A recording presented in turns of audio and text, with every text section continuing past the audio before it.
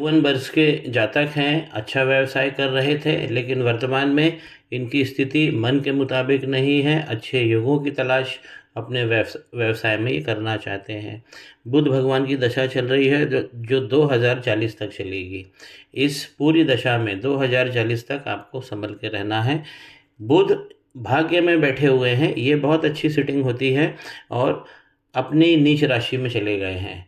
तो जब भी बुध अगर नीच राशि में चले जाए और उनकी दशा भी गड़बड़ हो जाए, तो इस प्रकार 2040 तक आपको संभल के रहना है। बुध जो है अच्छे शगुन को कंट्रोल करते हैं, प्रॉफिटेबल इवेंट्स देते हैं और हमारे शरीर में जो नाड़ियां हैं, नसें हैं, उसके भी स्वामी हैं। तो इन सब चीज़ों का आपको ख्याल रखना है। यहाँ पर हम रेमेडी तो करेंगे ही। प्रतिदिन गणेश जी को दूर्वा चढ़ाएं और ये कम से कम 2 साल तक आपको करना है। बुध आपके स्ट्रांग हो जाएंगे। प्रारंभ करता हूँ, सबसे पहले घर को देखा जाता है, केतु बैठे हुए हैं। तो केतु जब भी कुंडली के पहले भाव में बैठते हैं तो 48 साल आपको लग जाता है आपकी आयु का, आपकी धारा, जीवन की धारा को ढूंढने में। बहुत सारा कन्फ्यूज़न देते हैं केतु, लेकिन 48 के बाद इनकी आयु 54 साल की हो रही है। अब ये भी भाव अच्छा देंगे।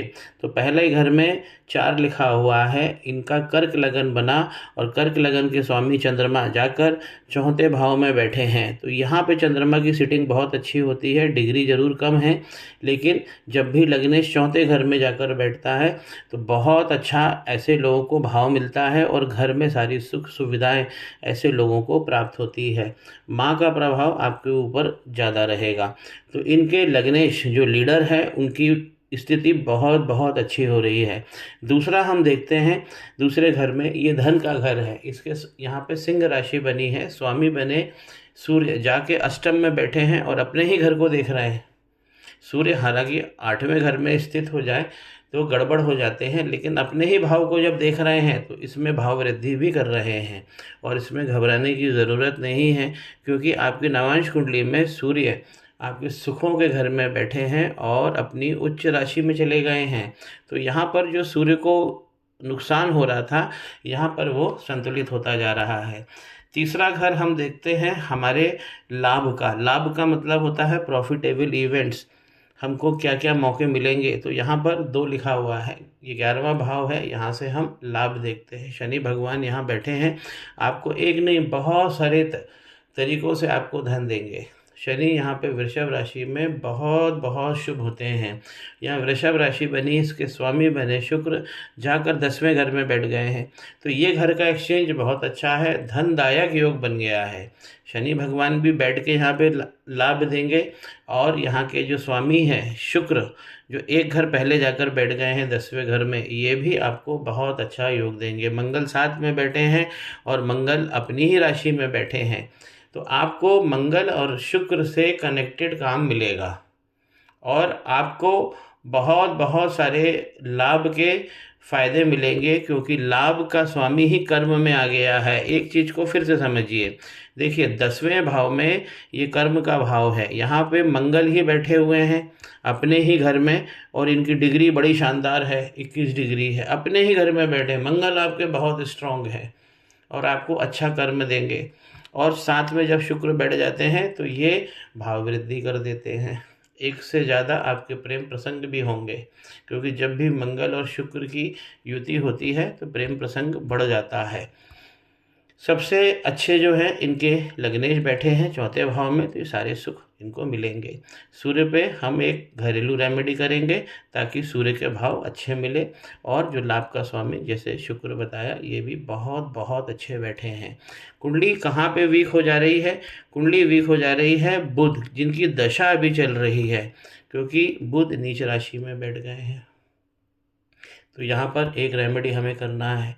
साथ में जो इनके यहाँ जुपिटर बैठे हैं अपने ही घर में बैठे हैं, इसका भी भाव वृद्धि करेंगे। कंसल्टेंसी जैसे काम भी आप कर सकते हैं। जुपिटर यहाँ 9वें घर में अपनी ही राशि में बैठे हैं 10 नंबर लेके। तो जुपिटर भी यहाँ पे औसत से बहुत अच्छे हो गए हैं। हालांकि जुपिटर कमज़ोर होते हैं 6ठे भाव में, लेकिन अपनी राशि में होने के कारण आपको कमाने के मौके बहुत अच्छे मिलेंगे। आपका जो जीवन का स्टार्ट होगा यहीं से हम स्टार्ट और नौकरी भी देखते हैं, छठे भाव से। तो ये बृहस्पति आपको बहुत संतुलित कर रहे हैं, बहुत अच्छे भाव दे रहे हैं। और यही बृहस्पति जाके नवांश में उच्च के बैठ गए हैं आपके बिजनेस में। तो बिजनेस रिलेशंस आपके बहुत अच्छे बनेंगे और आपकी अंडरस्टैंडिंग पार्टनरों के साथ में भी बहुत बहुत अच्छी रहने वाली है। सबसे स्ट्रॉन्ग ग्रह जो है आपके मंगल हैं, क्योंकि वर्गोत्तम भाव लेके चल रहे हैं, ऊपर भी कर्म में बैठे हैं। नवांश कुंडली जो फ्यूचरिस्टिक कुंडली है उसमें भी आगे भविष्य के हिसाब से बहुत अच्छी कुंडली बन गई, वर्गोत्तम भाव हो गया है।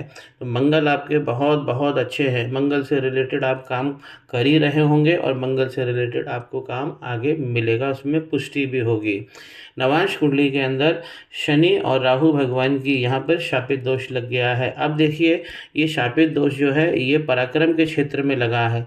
तो आप जो पराक्रम करेंगे वैसा रिजल्ट नहीं आएगा। कब नहीं आएगा? जब बुध की दशा चलेगी, क्योंकि बुध पूरी तरह से गड़बड़ हो गए हैं। तो एक रेमेडी आपको यहाँ कर लेनी है बुध की, और एक रेमेडी सूर्य और शनि भगवान की कर लेनी है। आपको माफ़ कीजिए, शनि और राहु भगवान की जो शापित दोष लगा हुआ है उस पर कर लेनी है, क्योंकि जो आप इनपुट डाल रहे हैं वैसा आउटपुट नहीं मिलेगा। तो शनि राहु भगवान पे आप शापित दोष पे काम करेंगे तो आपका आउटपुट अच्छा निकलेगा। सूर्य आपको बहुत अच्छा भाव दे रहे हैं, नवांश कुंडली में शुक्र आपको बहुत अच्छा भाव दे रहे हैं, और मंगल भी बहुत अच्छा भाव दे रहे हैं। जो बुध हैं यहाँ पर भी थोड़े से गड़बड़ हो गए हैं, ये अष्टम भाव में चले गए हैं। तो बुध की दिक्कत इस कुंडली के अंदर है और 2040 तक बनी रहेगी। हमको बुध पर ही सबसे ज़्यादा गहन रेमेडी करना है। एक रेमेडी शनि केतु भगवान की शापित दोष की रहेगी।